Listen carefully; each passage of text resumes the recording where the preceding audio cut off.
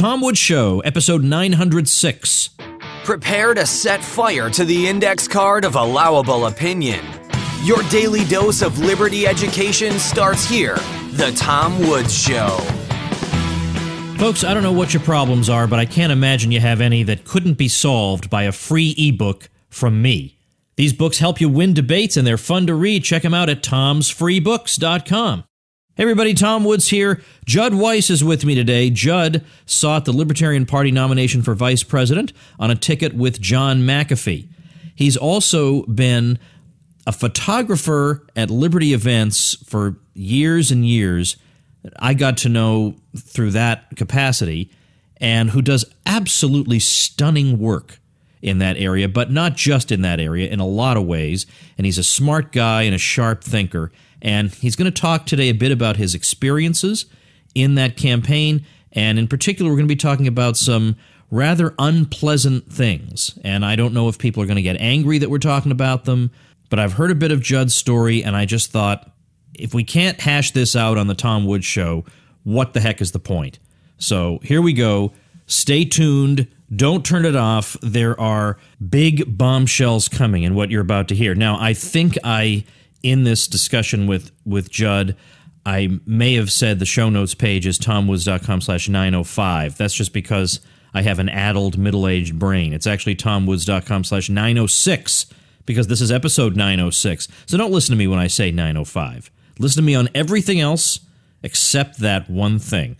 Judd, welcome to the show. Tom, I'm so excited to be on your show. I've been a fan for a long time. Well, it's mutual because, of course, you have captured with your photography many, many cherished moments in my life as a speaker and as a father. I mean, when a couple of years ago I was at that National Convention of Young Americans for Liberty, I brought two of my daughters, and you were taking pictures, and they just felt like they were, queen of the world, basically, the way they were being given the superstar treatment. So I cherish those memories and hold them very fondly. That's awesome. Now, having said that, so of course I have a certain sympathy for the guest on the show today, but that's usually the case. And I have a sympathy. I read Meltdown a couple years back, and I was just blown away by the strong clarity of your thinking and how you just attacked it and made it so simple and easy for me to exactly understand what went wrong and followed everybody through it. I love your writing. You bring a lot of clarity to the table. I appreciate that. Well, I was at the LP National Convention, as you know, and that was the only time I ever met John McAfee. And I spoke at the luncheon, and I don't know if you were at that luncheon, but of course you had to be out campaigning. But I took pictures of you there. Yeah, I was there. Okay. Because that was a luncheon that I think it would have been helpful to have the whole plenary group in attendance, because the people who came to my luncheon already see the world the way I do, more or less. And I was trying to tell them not to pass up this historic moment. So, I mean, I was at that point, I would have been happy with the anybody but Johnson choice. Now, you were the top anybody but Johnson in my mind, as I told people.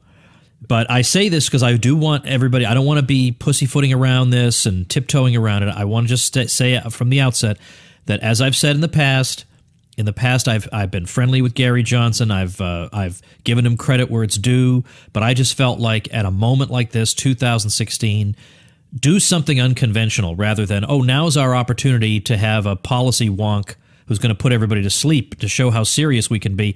I just don't think that was a good strategy. I mean, it got some votes, but what else did it get? Who today is saying, I wonder what Gary Johnson thinks about such and such issue? No one cares. No, he's disappeared as he did after 2012. So that's how I feel about the subject. This is not a subject where we're not allowed to have disagreements. This is just a strategic question. Nobody's allowed to write me out of libertarianism because I was not a fan of Gary Johnson, for heaven's sake. Now that I've gotten that out of the way, I'm going to let you do most of the talking. You ran for the vice presidential nomination with John McAfee. There's a lot of stuff we need to talk about that, but let's just get out of the way the basics of how you got to know him and what made you think of all the people you could work with who were, candidates, this was the guy. Well, I agree with what you just said about Gary Johnson. And before I got involved with McAfee, I was big in the Gary Johnson Inner Circle crew from the 2012 campaign. I threw 2 fundraisers for Gary Johnson. I donated to his campaign. I wrote an article in the Washington Times that went viral and had hundreds of thousands of views, telling Republicans to ditch Mitt Romney for Gary Johnson. So I was a big supporter, and I was an important ally. I considered him a friend. I considered his campaign manager a friend. And I'm friends with so many people throughout the Liberty movement, probably more than almost anybody. I've gone through all the different enemy lines in the Liberty movement. I know so many people and I was friends with a lot of the people involved in the campaign. So it came as a shock to them that I joined the McAfee campaign. It was, I guess, maybe seen somewhat as a betrayal, but I got involved with McAfee in 2016 campaign.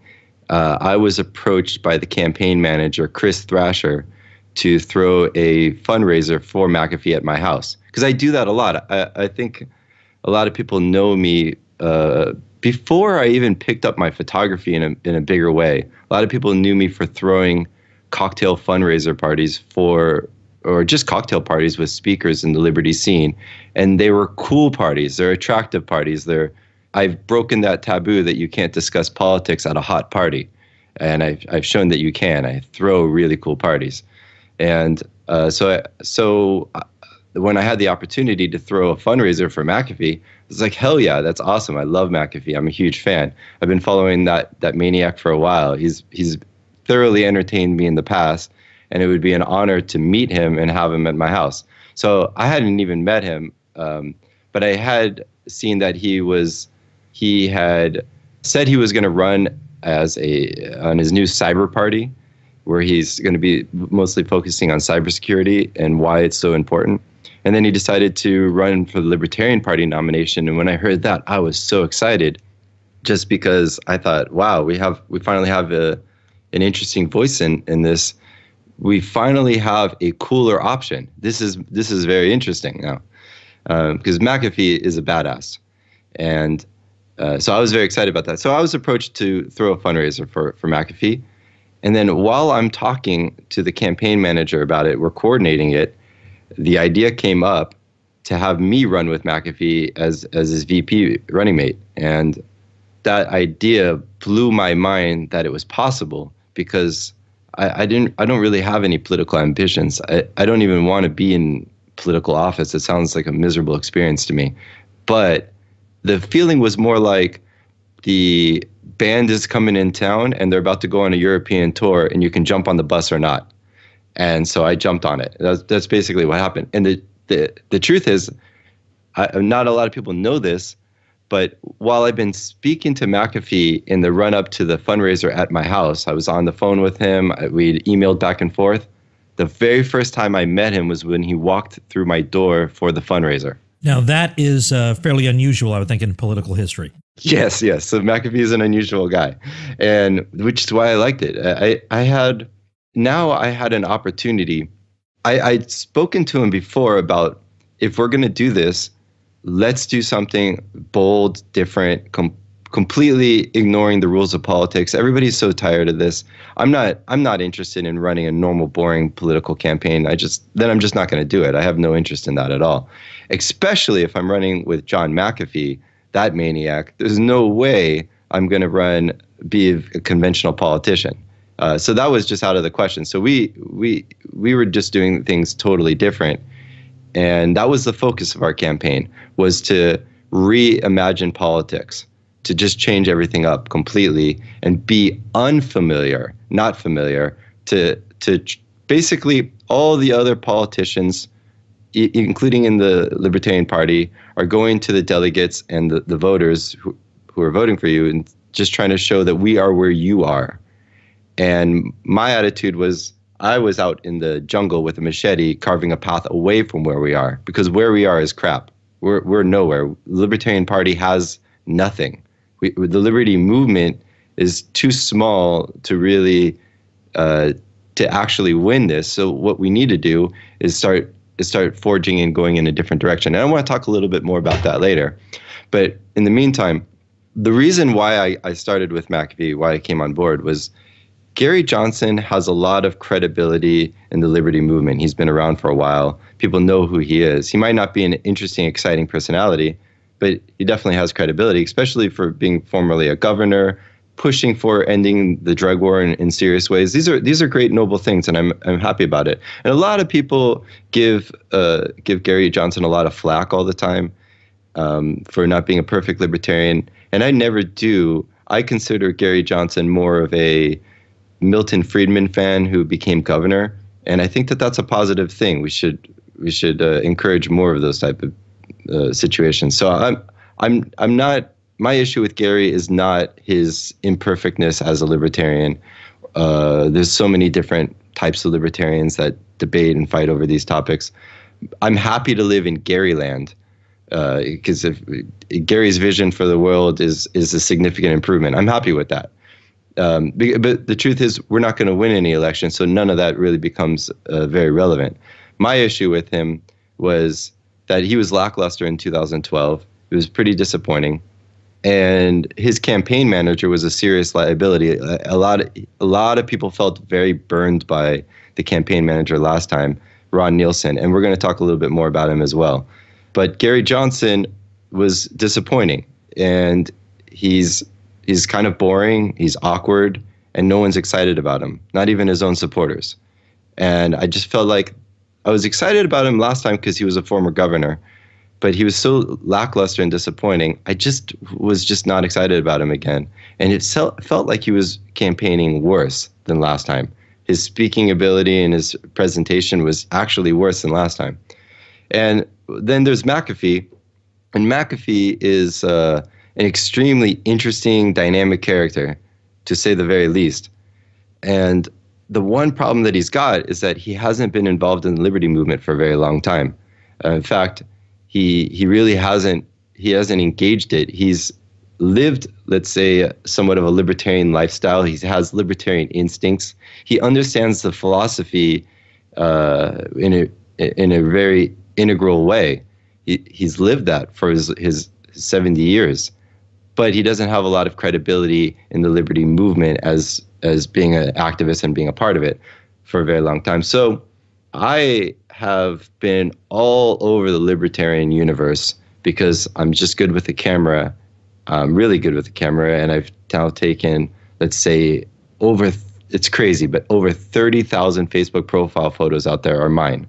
And they're used for everything from all over Facebook, LinkedIn. They're even on book jackets now, Wikipedia, speaker bios, and most importantly, Tinder. These nerds are getting more right swipes now, and I think that that's a very valuable contribution, and I'm proud of that. And if you look at all these Facebook photos out there that have my photo on it, my name is there. And that was the idea, is that nobody doubts my credibility, my earnestness for this scene, my passion, and my contribution. So it was more about bringing some credibility to McAfee while he's already a dynamic character. And also it was just different. It was just a very different, fresh type of thing to bring somebody like me in. And so that was why I came on board. And what I wanted to do, what I ended up doing was I came on and I totally changed everything. I changed the image, the logo, the slogan, to Let Life Live, to those new videos that were just so dramatically different. And that was the idea. Did you see those videos? I did. I liked them a lot. Yeah. So that was the idea. Was basically the undercurrent behind all of that was the idea was libertarianism 2.0.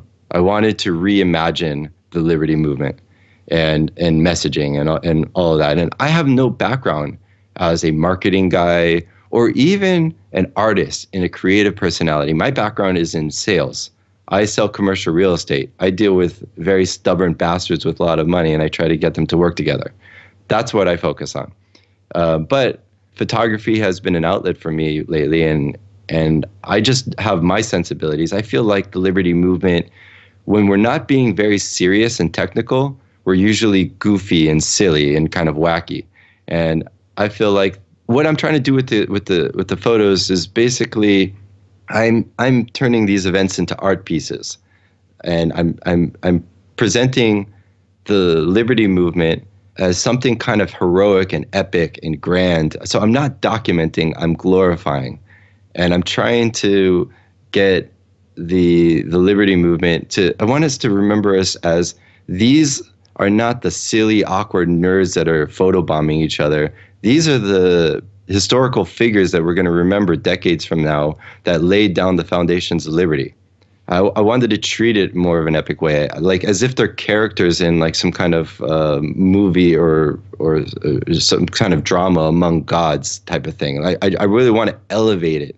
So this photobomber trend, if I did poll all of these libertarians and ask them what do they want from photography, they'd probably say they want more silly photobomber photos, to be honest with you. And while I have empathy for the mentally challenged, I don't think we should be emulating them in our photography and in our photos. And that's what I see. And I think that that's the libertarian movement is an intellectual movement. And you get a bunch of nerds. And I'm a big nerd. We're all nerds that are interested in politics. We've all crossed that threshold. I'm a big nerd. I've read dozens of books on this stuff. I write, or maybe even 100. I write on this topic. This is a big issue of my life. But we are the socially awkward nerds people are trying to avoid. And I want to change this into, how do I get into that? I want to make it into something that people are really excited about being a part of. And so that's what I'm doing with the parties. That's what I'm doing with my photography. And that's also been my focus even with those videos that I did and our reimagining of the campaign. So far, does that all make sense? It does. It does. Now I want to talk to you about the juicy stuff. And I heard about this. I want to give credit to Mark Claire over at Lions of Liberty podcast, which I like very much. You were on with him about a month ago, and I couldn't believe what I was hearing. And I thought, I think I'd like to – I try not to poach guests from other podcasts, although I suspect they do that to me. But I have so many guests.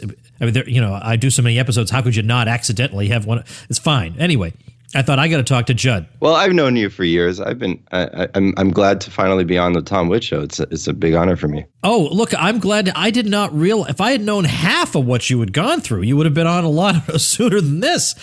Let's talk about. Okay, so we get the idea that you had a real vision for what you wanted to accomplish, but then what you were faced with when you actually put this into execution was the really mundane, and even mundane is dignifying it too much, reality of what politics is like even inside the Libertarian Party, where you would think the shenanigans would be at a minimum.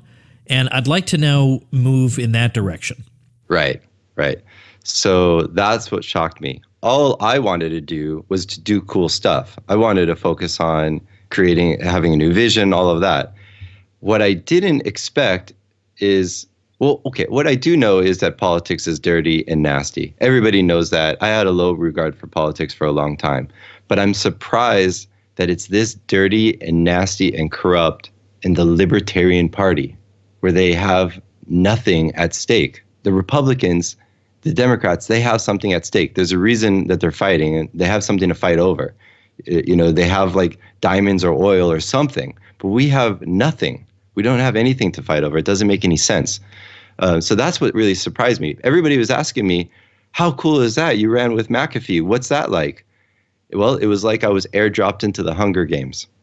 I'm suddenly in a situation where everybody is like fighting and clawing at each other, and I don't want to fight. I just want them to knock it off. I want to focus on doing cool stuff, and they won't. That's it. They're gonna attack you, and there's no other way around it. And what really surprised me was that it came from Gary Johnson's campaign. That I've been around in the movement since the 90s. When I was 14, I got a copy of Anthem from Ayn Rand, and I just went from there. And I showed up at Libertarian Party events when I was like 15 and 16 back in the day at Denny's when there's a bunch of older people there. I've been in this for a little while. And in my 20 plus years in the Liberty movement, I've never seen anything as nasty and vicious as the Gary Johnson campaign. Now, that's unbelievable. That's going to come as a huge shock to a lot of people because no one would think that was going on. And it doesn't seem to be part of his personality. Nobody is more shocked than me because, no, it isn't part of his personality. And I considered him a friend. I told McAfee when I came on board that I'm really excited about this opportunity, but I'm really insistent that we're going to run a clean campaign. We're not going to run a negative campaign. And McAfee was on board with that. He said, cool. He totally supports that idea. But I made a mistake. When I announced, I said I'm going to run only a positive campaign. I'm not going to have this be negative. And I'm going to be more honest than is even needed. I'm just going to be very honest about what's going on. And then I realized very quickly that you can't have both. It was a big mistake that I made. You can't be only positive and be honest at the same time, because then I'm not telling people what's really going on. And what's really going on is shockingly negative. So there's so many things involved that let's see where to start. Well, I'm interested in if it would help. Sure. The thing about your campaign manager is certainly an interesting bookend on all this, and the whole thing about McAfee can't come to the convention because he has to be in New York. That whole thing. There's so much to tell. Sure. So our campaign manager, Chris Thrasher, brought me on, and I'm grateful to him for that. But I quickly realized that the guy was pretty much useless. He's really sloppy.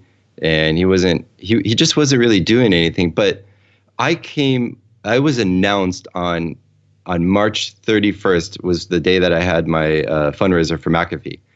So the news came out on April 1st that I was McAfee's VP. It was a surprise announcement at my party. On April 1st, everybody thought it was an April Fool's joke. So there was nothing that I could do to confirm or deny it because nobody would believe me on April 1st. So I had to wait till the next day. It was pretty funny. The next day, on April 2nd, was the California State Convention, the California Libertarian Party State Convention. And at the state convention, where I'm brand new, I just came on board in this campaign, my campaign manager, Christopher Thrasher, told me that Gary Johnson's campaign manager, Ron Nielsen, offered him $4,000 to leave our campaign and join theirs. And apparently, not only that, but and Chris told me I'm not going to take Ron's dirty money and all this, but apparently he also was offered the same amount of money not to come on board the Gary Johnson campaign, but just to quit and stay at home. So either way, if he wants that money, he doesn't even have to come on to the Gary Johnson campaign. And I was just like, and he says, no, I'm not taking it and all this. And I was just like, wow, okay, that's really interesting and a little bit surprising because I considered Ron Nielsen a friend. And why is he behaving like that? This is so unnecessary. Before I heard any of this, I went up to Ron Nielsen and Gary Johnson to tell them that I have a lot of respect for them and a lot of respect for their campaign, that they have a better shot at winning than we do. And that if they win, I wish them all the best. But I just have a different vision and I have a different voice and I just want to use this platform and speak differently. I didn't get into detail, but I wanted to get into the general election because all I wanted, if it wasn't McAfee and I, was for the Libertarians to have a cool option for the first time in history. That's it. All I wanted was for people to be interested in what the Libertarian Party and the Libertarians are doing.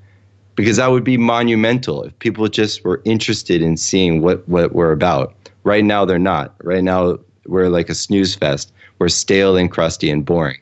And so that's what I wanted. And so I basically said something like that to Gary Johnson, and Gary shook my hand at the convention. He was polite. Ron Nielsen kind of looked at me a little bit weird. And in any case, he ended up offering our campaign manager money to leave our campaign, which surprised me. And then Christopher Thrasher is the one who's telling me all of this dirt about Ron Nielsen. He's telling me Ron Nielsen is shady. He's a scam artist. He's stealing money from the campaign. All this stuff. He's like, you can't trust him. And I'm like, wow, okay, sure, interesting. And then right after the convention, for a week, I have no contact with our campaign manager. Zero.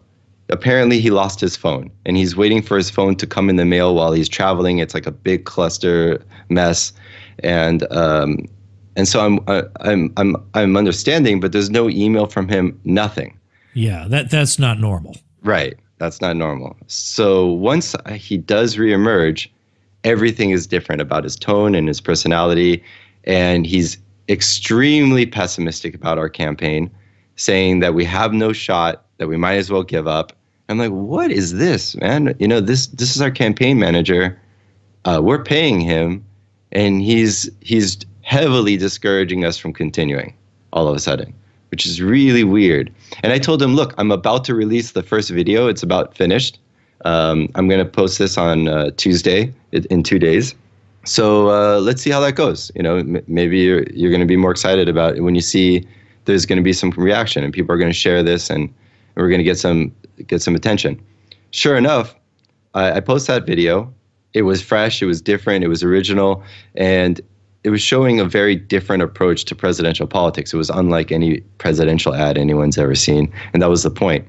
And people were sharing it, and all of a sudden, we're getting a lot of attention, and we're taking off like a rocket ship. Because when I came on board, it was just McAfee and Chris Thrasher and another person that was helping McAfee, and that was it. There was like no support, no volunteers, nothing. It was a completely dead campaign. And people were even asking me why I jumped on board the campaign when it was dead.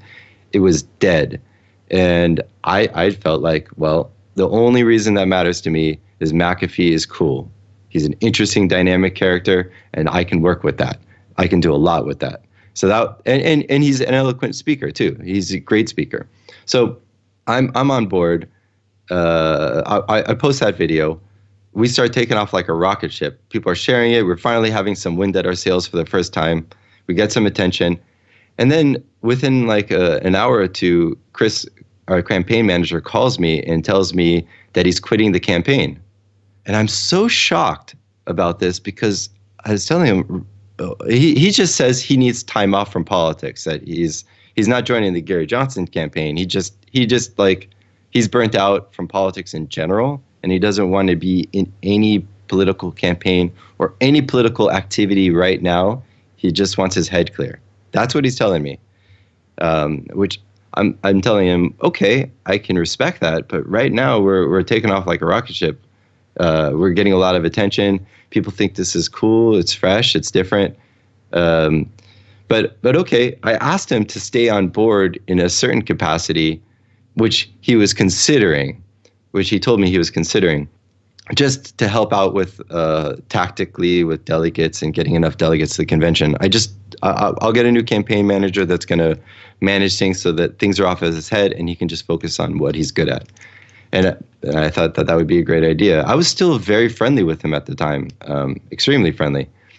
But what really surprised me was within an hour of him telling me that he's quitting, there was an article up on a libertarianfuture.com, which is a blog, which essentially is a shill news blog on libertarianism that was a shill blog for the Gary Johnson campaign.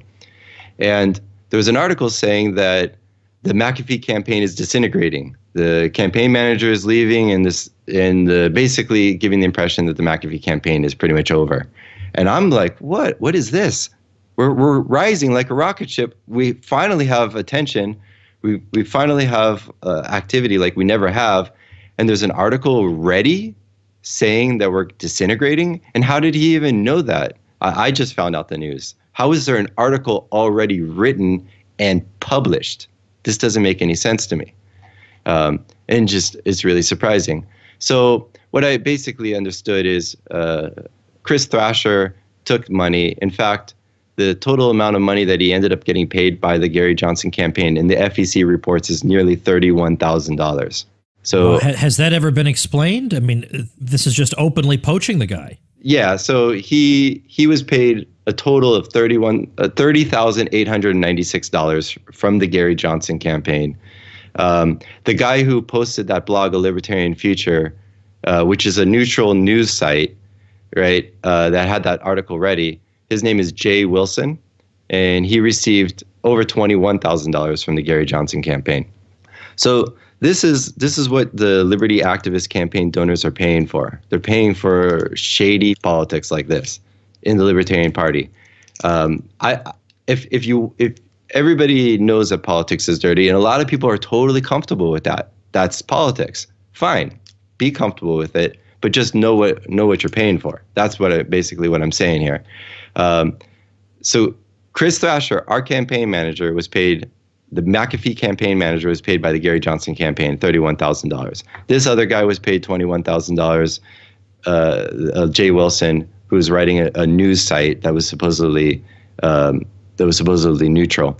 And then another thing in the FEC report that came out is Gary Johnson's campaign manager, what he received was shocking. And to give some context to it, apparently the most well-paid campaign manager in the 2016 election was Marco Rubio's campaign manager, who received $200,000 annualized, which was a high amount.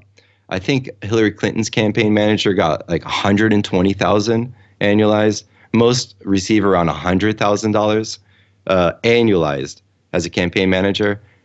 The Libertarian Party campaign manager, who doesn't have experience as a campaign manager, he runs a ratings company that does ratings scanning and whatnot. He was paid, the Gary Johnson campaign manager was paid $1,850,000 for running the Gary Johnson campaign. Okay, that's unbelievable. Okay, so that's a scam. Yeah, that's a scam. And Gary Johnson's campaign is being called a scam-paign, and that's what it was. And has he ever been called to explain this unbelievable discrepancy? Can you do that? Somebody should call him out, get him on the show and talk to him about it. I'd love to hear what he'd have to say about that, because that's absolutely insane. So just people are not aware of how shady and dirty it is behind the scenes in politics, in the Libertarian Party. Now, I've learned why there is a curtain in politics. Is the same reason why people don't see what's going on in the back room in the butcher shop. It's because it's there because of market demand.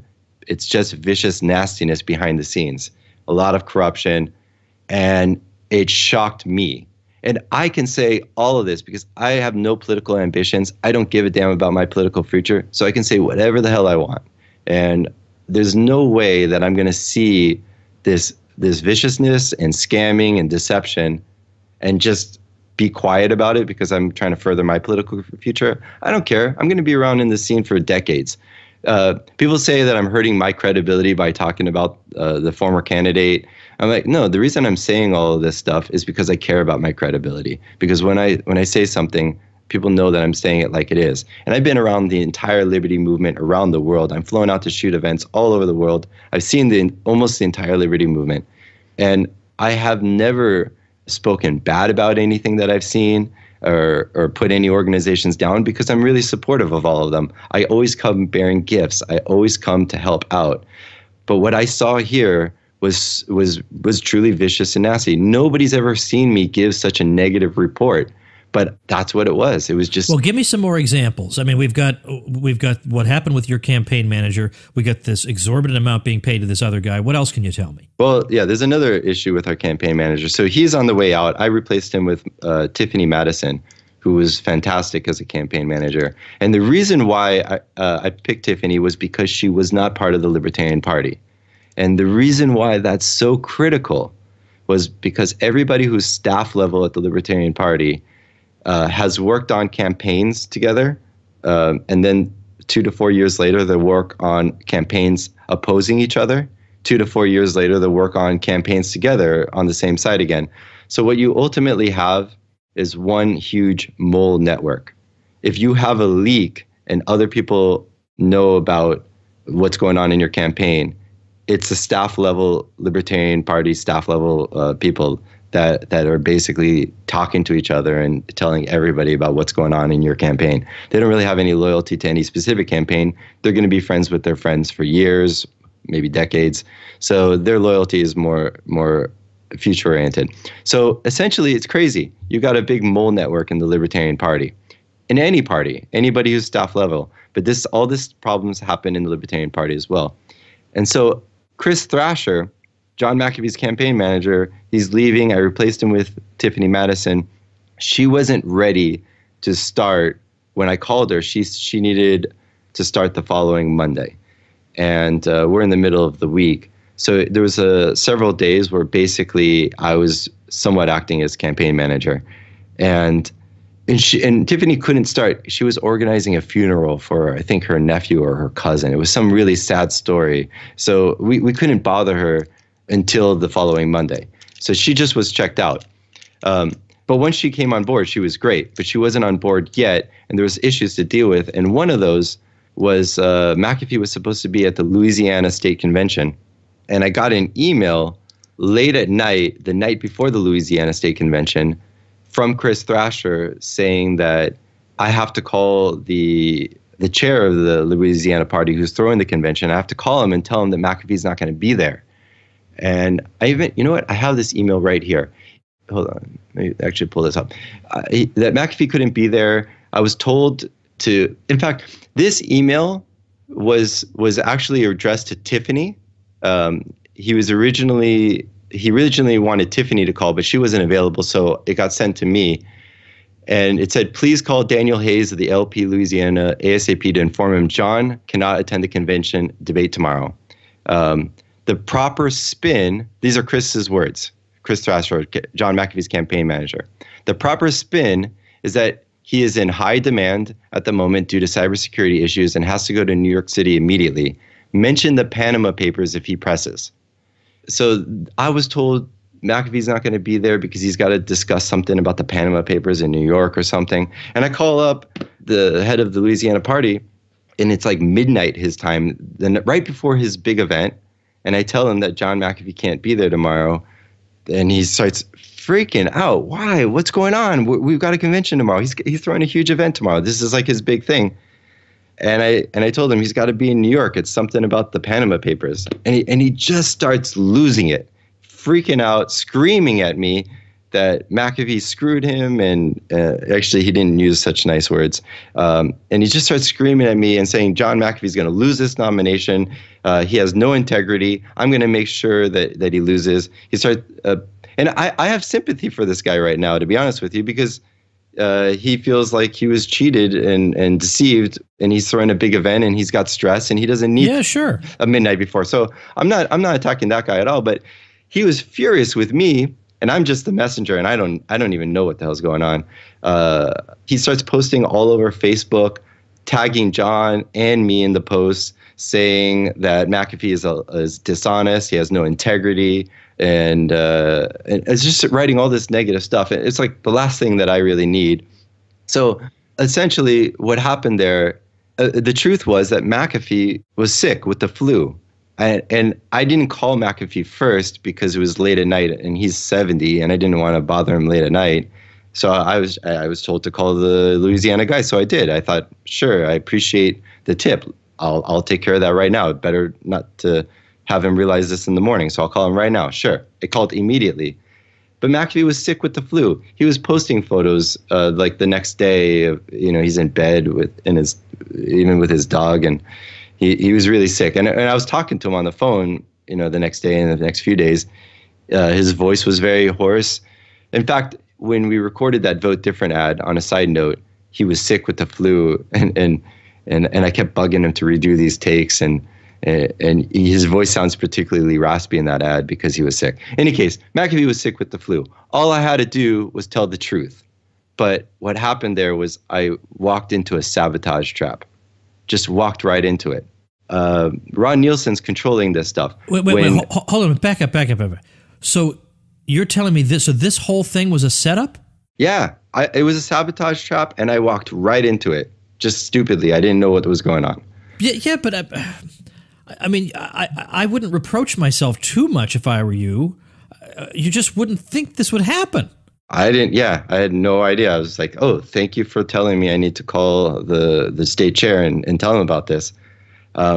When Chris Thrasher pulled out and we had that article, what really happened there was we were getting some attention and interest, and a lever was pulled, and the headline had to change. And that's, as I've learned more, that's Ron Nielsen's style. Change the headline. The headline isn't that McAfee's campaign is doing well and we're getting some interest and excitement. The headline now is McAfee's campaign is disintegrating.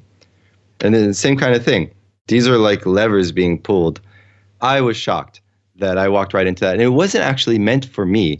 Chris originally sent that message to Tiffany, our campaign manager, the new campaign manager. He was actually trying to sabotage the new campaign manager, but she was unavailable. So I stepped into that trap. And he even ended that email to Tiffany. He said, to tell the guy he's in New York, mention the Panama Papers. And he said about the state chair, he says, he'll be a lot nicer to you than anyone else since you just came on board.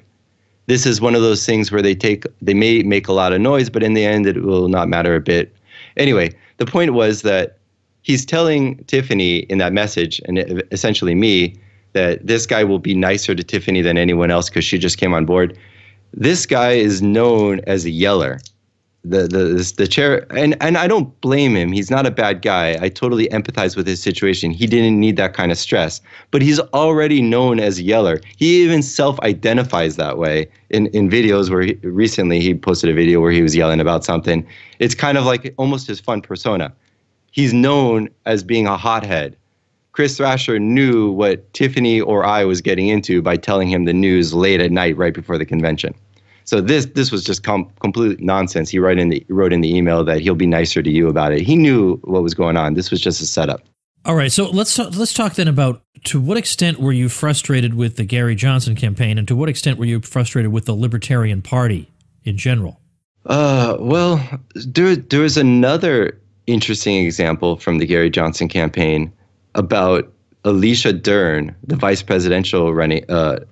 She was running for vice president as well. There was other vice presidential candidates, and I liked all of them except for Alicia Dern. I thought she was slimy, and I had my reasons for it, and I was telling people it, and people thought that I was just saying that because she's a competitor. But no, I was so cool to all the other vice presidential candidates. But she was super deceptive, and she was a Gary Johnson plant, or Gary Johnson campaign plant. Really, Gary Johnson's asleep at the wheel. All of this stuff is being coordinated by Ron Nielsen. Ron Nielsen is the campaign manager. He apparently, I have friends everywhere, and I found out that essentially Alicia Dern is one of her jobs is to counteract me and my influence. So she started posting videos talking about art and its importance in the movement and stuff.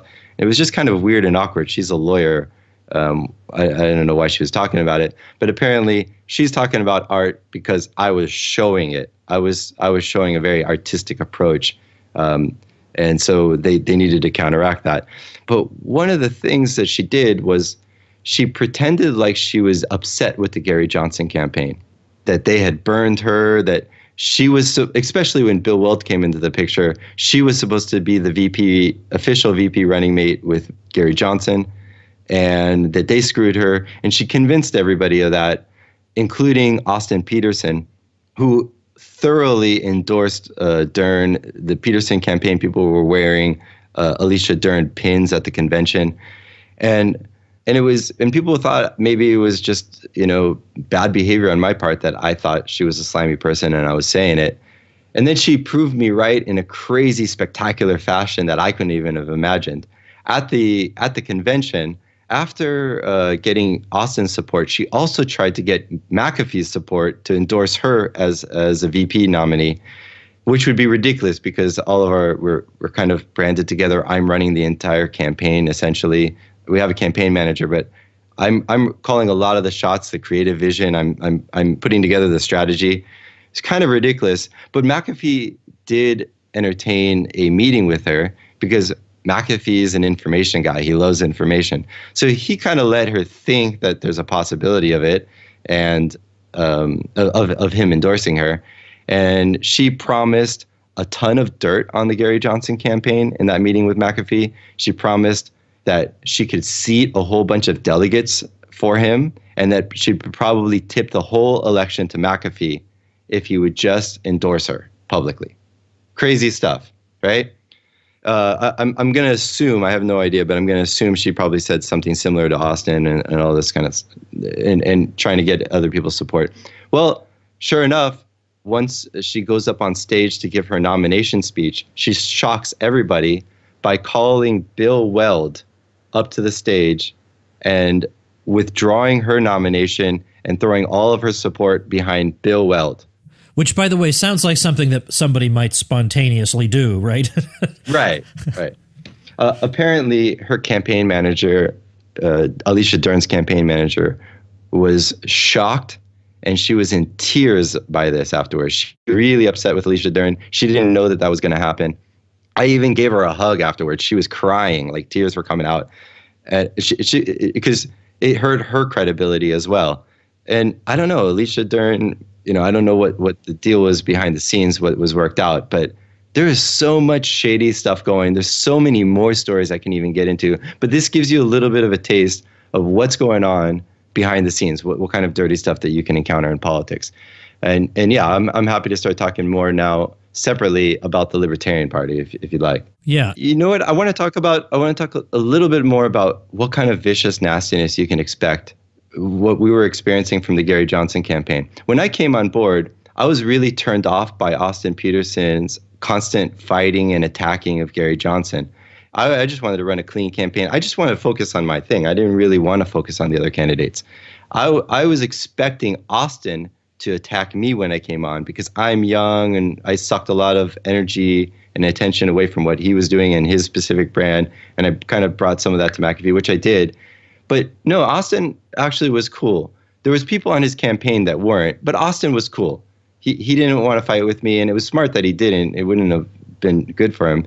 It was Gary Johnson's campaign that was vicious. And I told you about some of the dirty stuff going on behind the scenes, but another thing that they did was they created this troll army online of fake accounts where they would have cartoon characters for profile photos because for legal reasons they didn't want to use somebody's face. And they were just posting such vicious, nasty stuff all over the Liberty universe, but specifically areas where the Libertarian Party delegates were. They were posting nasty stuff about McAfee, they would show McAfee married a former prostitute, and she's got an arrest record. And they would post pictures of arrest photos, mugshot of her with the caption, "This is your next first lady." Stuff like that that's coming out of the Gary Johnson campaign. If you're okay with that, cool. Just know what you're paying for. The Gary Johnson campaign became a conduit for more vicious infighting in the movement. That's what you're donating to. And people just don't realize that, especially since he seems like a nice guy. Right. Right. Now, wait, hold on just a minute.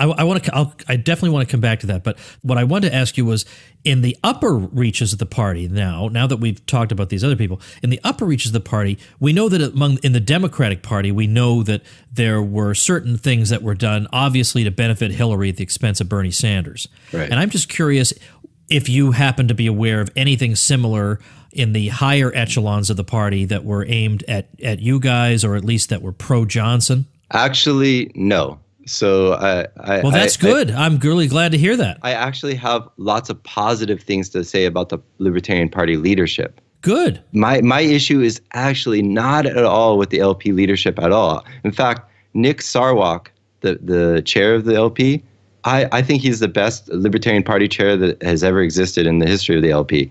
I don't know if I could say that with absolute, but I feel that way.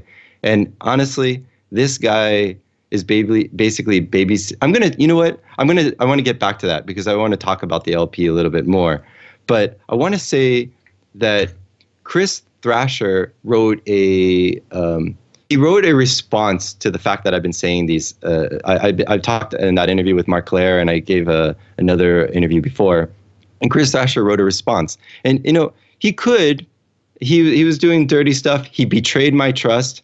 There's things that we discussed privately, situations that we discussed privately while he's our campaign manager. And he talked about that with the Gary Johnson campaign and gave them the ability to smear me in a way that was like really hard for me to explain now. So he used our private conversations against me. Total betrayal. But you know what? He could apologize for that. He could use the opportunity he could use my exposing this maybe to make amends or something. But no, he just, this is what they do. They go further into lies. Ron Nielsen's like that. And this is a guy, I never push people out of the movement. I think we need all hands on deck. People know that I don't start fights in the scene. I resolve conflicts. But the only time I ever push people out is when they're being destructive or deceptive. Either if they're causing damage or they're scamming or lying or stuff like that. That's when I think that people do need to be called out. I rarely ever do that over just political disagreements. Even behavior, even aggressive behavior, I generally don't try to push people out of the movement. But like these blatant liars playing politics, they're all in the Libertarian Party. It's like that's the worst of it all. But I'm going to get a little bit more into that. But he says in this in his response to whom it may concern is what he called it. He says, I was vehemently opposed to Judd Weiss's candidacy for a variety of reasons from the beginning, which is a complete lie. Like, how do you figure that? He gave me McAfee's number. He's the one who pushed me to come on board. He was really excited. He sold McAfee on me. And now he's writing things like he was vehemently opposed to me from the very beginning, which is complete nonsense. And he's digging up some dirt. I'm happy to talk about it, but it's another distraction about a legal issue I dealt with, which was a serious injustice. I don't know if we have. I don't think we have time to get into it, but he distorts the situation and tries to use that against me to hurt me after betraying our trust. And by the way, this guy, John McAfee's campaign manager, I paid him in full the day that he told us he's leaving. I paid him his balance owed in full. I was really nice. I wanted him to be taken care of. I wanted nobody to have a balance. I didn't even pay that from campaign funds. I paid that, and I started raising money for the campaign. I just came on board. I paid that because I wanted everybody to, I didn't want anybody to feel like the campaign's being sloppy and not paying anybody. And it was that day that he turned on me, that he started yelling at me right after he got paid, that he started yelling at me, telling me I need to play the game. And he was yelling, Judd, you need to play the game. And this is the kind of stuff that I'm dealing with, and I think that he could have an opportunity to come straight and apologize for his behavior. But no, the guy goes further into lies, goes further into being vicious. And this is what you expect. And so let me talk a little bit about the LP and why you see this in the LP. Oh, okay, before we get to the LP, I have to ask you just one quick thing about Gary Johnson. Sure. Given all this, I can understand how you can't oversee everything that an underling is doing and all that, but does it seem plausible that, like, the nastiness you mentioned against John and his wife, or the exorbitant amount being paid to the campaign manager, how much of this is it plausible to claim Johnson didn't know about? And if he didn't know about major things like this, then wouldn't he have been a crummy president? Yeah, absolutely. Essentially, the buck stops with him. I've heard from lots of people, even back in the 2012 campaign, that Gary is asleep at the wheel. So I'm trying to give him the benefit of the doubt. I would like to be able to give him the benefit of the doubt, but ultimately the buck stops with Gary. It's his campaign. However, I did just come upon something recently, some info. You know what? I'll share it with you. This is the first time people are going to know about it. That really now makes me believe I can't give Gary the benefit of the doubt anymore. I would like to. And I want to make this clear. My issue isn't that the Gary Johnson campaign committed a crime. Maybe they did, maybe they didn't. I don't know. That's not my point. My issue isn't even quite that they're behaving unethically. They were, clearly. I do have an issue with that. But that's not my main issue. My main issue, this is supposed to be activism in the liberty movement. This is supposed to be libertarians are donating to achieve some political goal. And this is terrible activism. This is backwards from that perspective, where people are funding political candidates that are essentially creating more vicious infighting in the movement. That's what your dollars are doing. It's like, instead of putting out fires with water, you're pouring gasoline on them and you're paying for it. This is really terrible activism. Fighting with other libertarians is not how I want to spend my activism. And that's my main issue. If people are okay with this kind of behavior, fine. That's politics as usual. But I want people to be aware this is terrible use of liberty activism. So that's my main issue. But I do want to bring light to something I discovered recently that really proves how dirty this was. First of all, Alicia Dern, the vice president candidate I was talking about earlier, who I said was dirty and corrupt, she posted on this post that I was tagged in something really shocking, saying that about Gary and Ron, because Gary is known as being asleep at the wheel. Ron is running everything, and Ron is known as dirty. Before I get into this, I also want to say that I know so many people on the Gary Johnson campaign, and I heard in the general election, the way they had a challenger in Utah, Evan McMullen, that was giving them problems in their Utah run. He was getting the Mormon vote in a big way.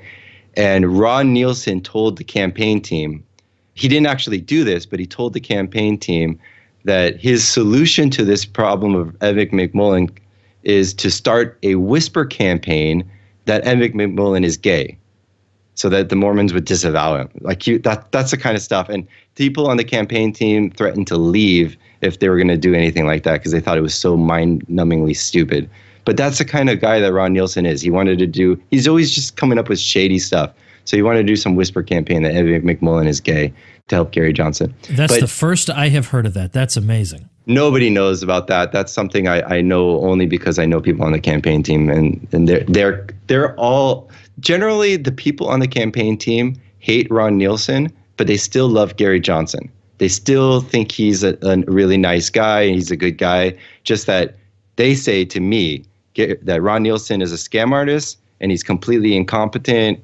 Everything had to go through him. And sure enough, Alicia Dern wrote, she's not even that happy with Ron Nielsen, apparently. She says, I don't agree with how he treated a lot of people this time. He acted greedy and selfish.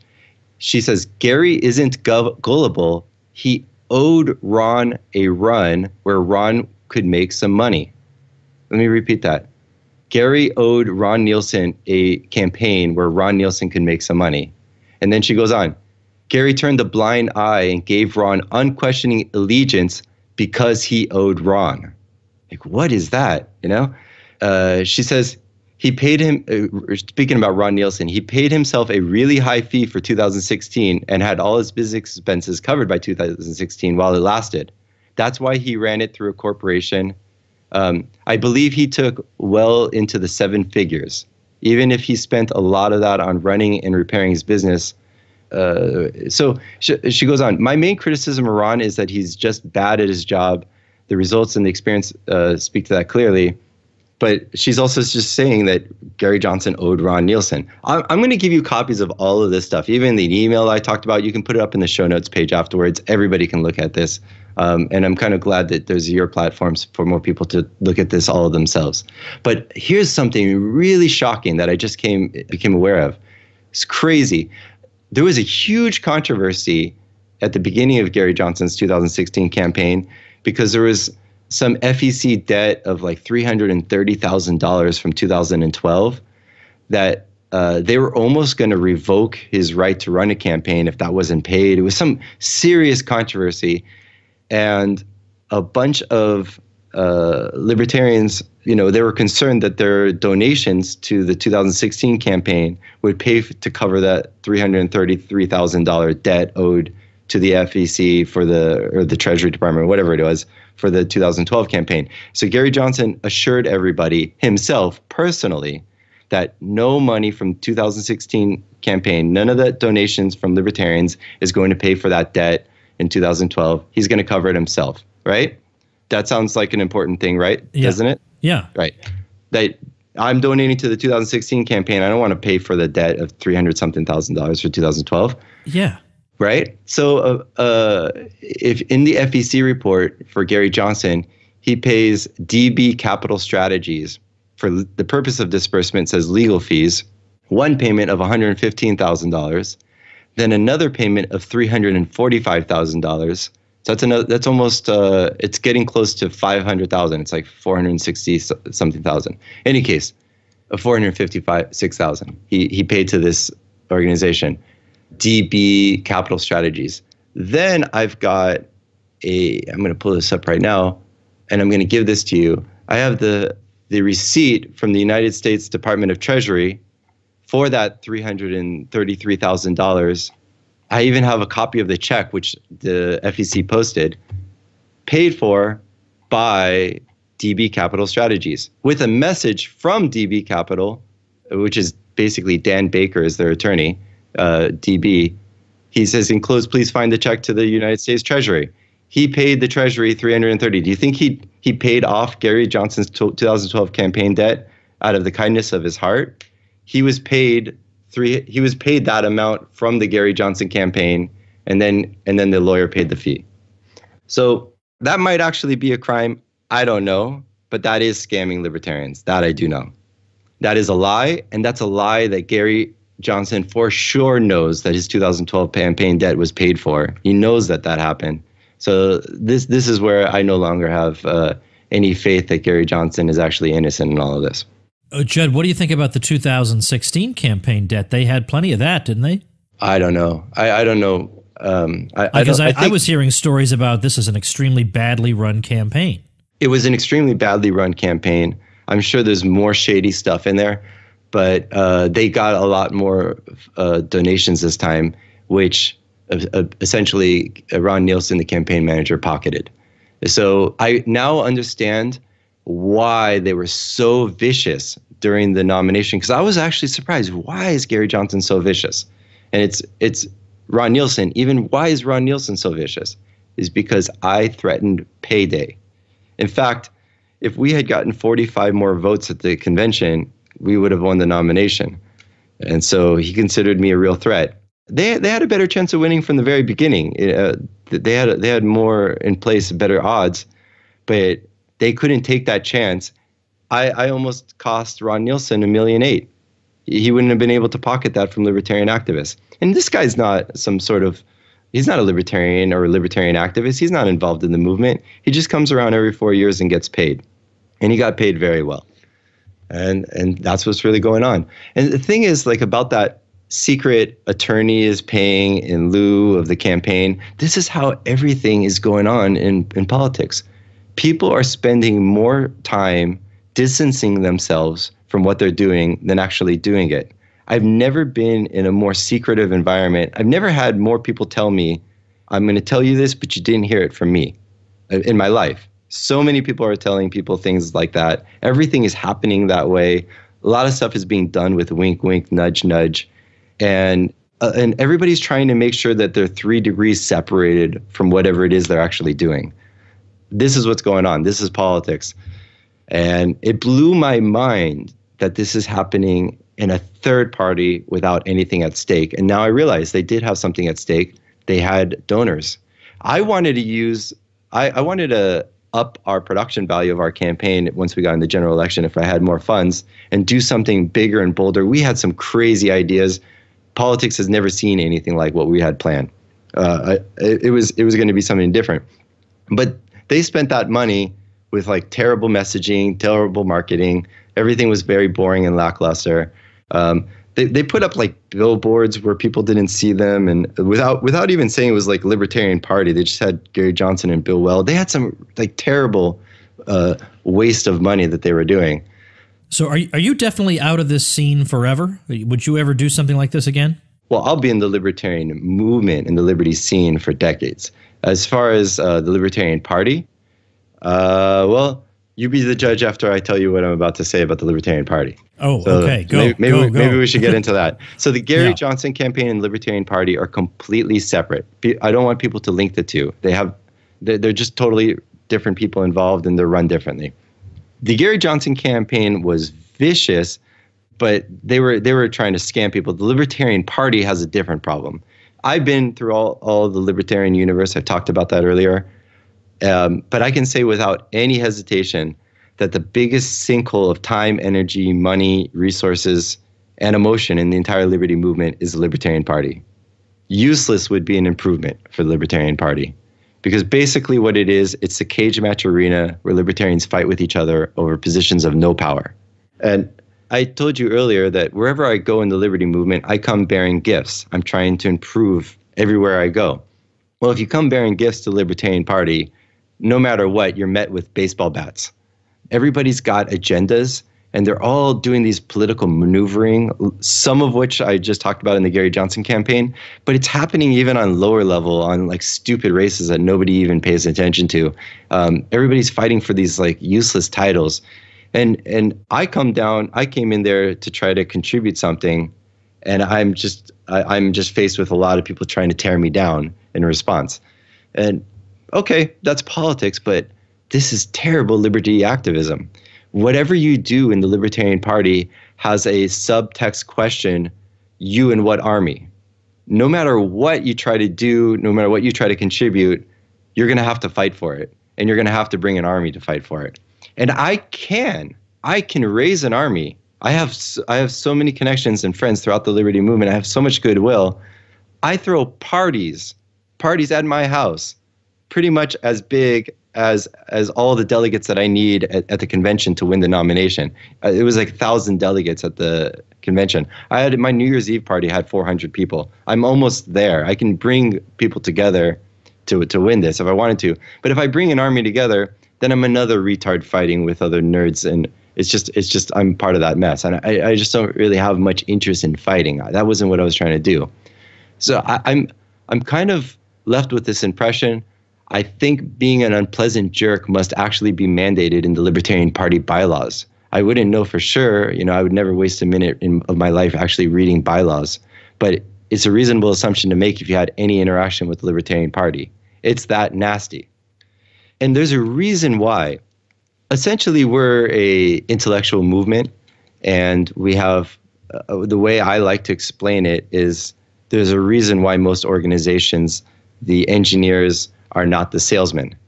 It's a different skill set. The engineers have to be right. They have to eat, breathe, and sleep their product and understand it. And salespeople have to eat, breathe, and sleep people and connecting with people. Their focus is not primarily on the product. Their focus is actually primarily on people. And it's a different skill set.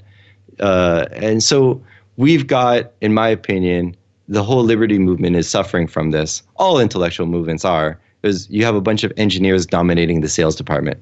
That's what I ultimately see as the problem in the liberty movement. And that's where I'm trying to bring my influence.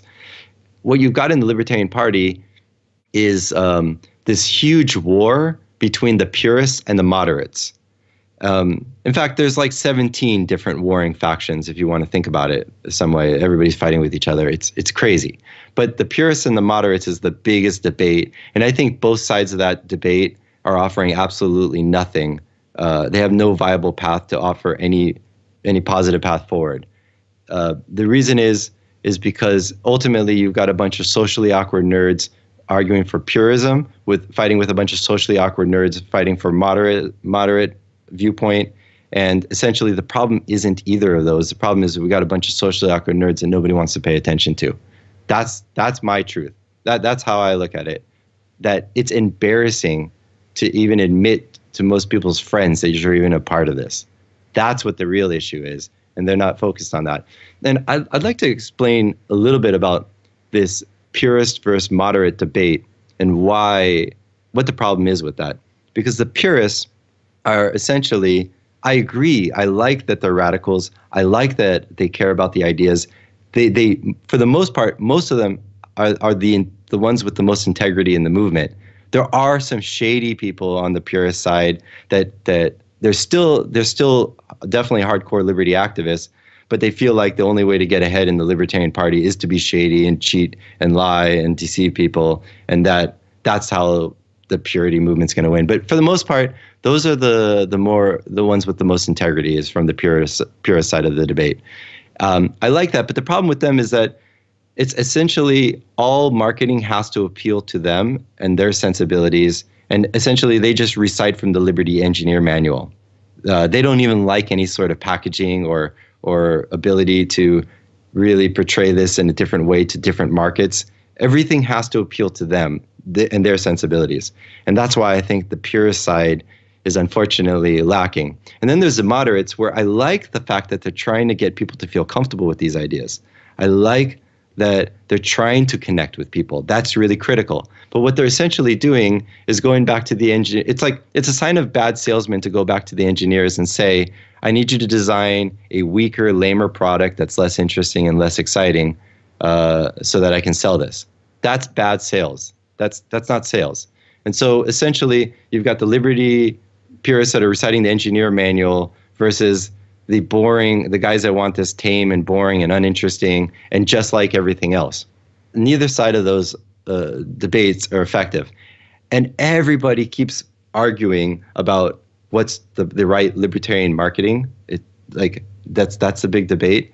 Everybody in the Libertarian Party that I've encountered that discusses the word marketing has no clue what they're talking about whatsoever. They're not offering anything positive. They start screaming about this is bad marketing, but but they have no idea what they're talking about. They have nothing actually of value to offer.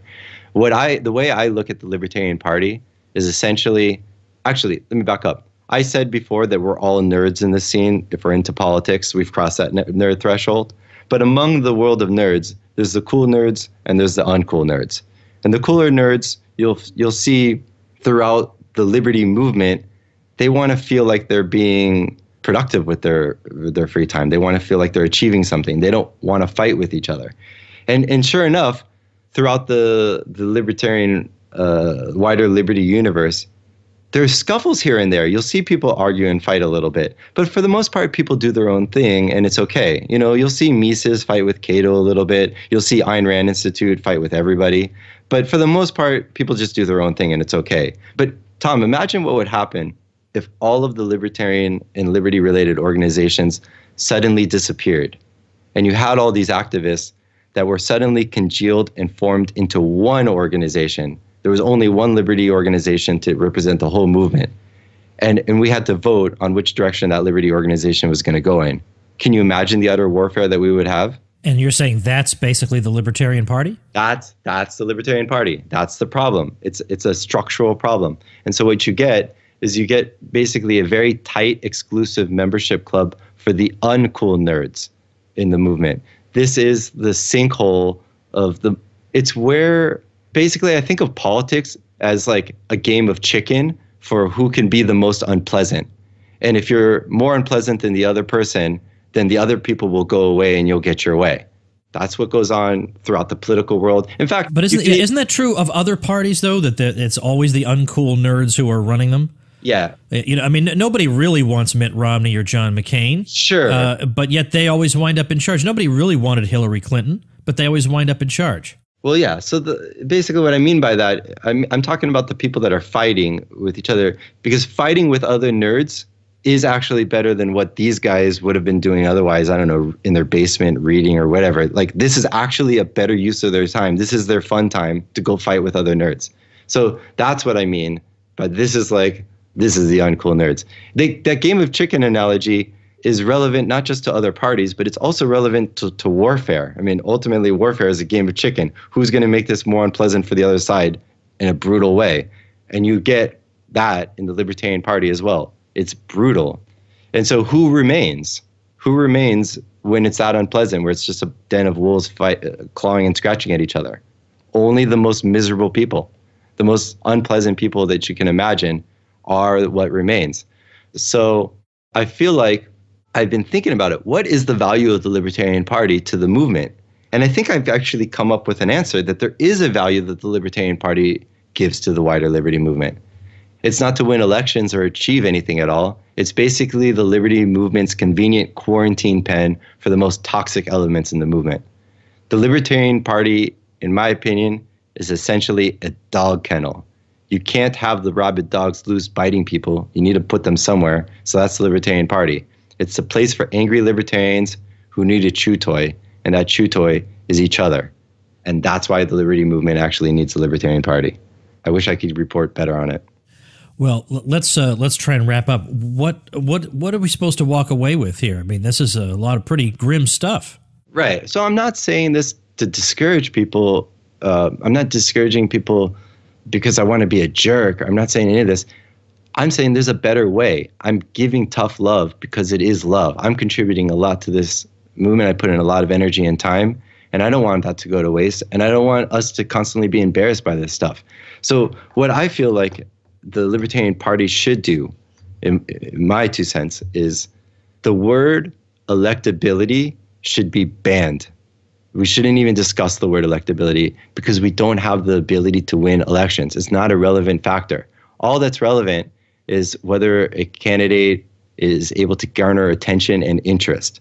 That's what's relevant. Electability is relevant if that vague concept could garner more attention and interest. That's relevant, but only insofar as it serves the prime directive of gaining attention and interest.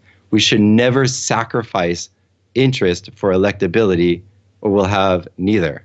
So the way I like to think about it, have you seen the show Game of Thrones? I know of it, but I'm the only person in America who hasn't watched it. Phenomenal show. Best show I've ever seen, and I don't watch TV. I just download it. It's absolutely amazing. there's this area north of the wall where the free people live, or they're called wildlings, or they know themselves as the free people. And the winter is coming, and they're all going to die. And so they need to get on the other side of this wall, but it's being guarded, and it's a suicide mission if anybody tries to climb. It's a 700-foot wall of ice, and it's being guarded, and they can't come over. So they're stuck in their quarantine pen, essentially. And this guy takes leadership in that area, and he gets all these people together, and he ends up getting an army of like 1 million of them to storm it and climb over and get to freedom. And that's fantastic. But he couldn't have done it earlier, otherwise it would just be suicide missions. And that's my opinion of the Libertarian Party right now. All of these campaigns that we're running are essentially suicide missions. No one's going to win any elections. Right now, what we need to be doing is gathering. We need to get more attention, get more people interested in what we're doing, and build to the point that maybe one day we can actually discuss things like electability. But right now, it's not relevant because there just is not enough angry libertarian nerds out there to win any election. So we're going to have to reach out beyond that. And the only way past 5% is to stop being the party focused on 5%. We need to be just the party that's doing the most interesting, exciting things. And that's how we're going to build towards the future. Otherwise, if we're playing it safe, we're cutting off our ability to be interesting. We're not relevant. I say if there's two options on the market, cream cheese or butter, bland or butter is not a legitimate third option. Nobody wants that. Us being like Republicans or like the other parties but having no power is not a legitimate third option. This election, there was door A, that sucks. Door B, that sucks. And everybody's desperately looking at what's behind door C. And then we tell them, we suck too. We suck just as much as everybody else.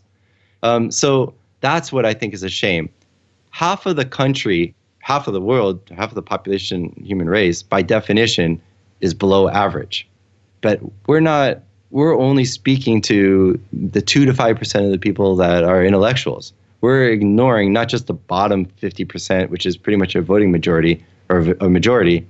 We're just focusing on an intellectual battle. I want that intellectual battle to continue, but in addition to that, we need to start branching out. We need to start speaking to people who are not intellectuals.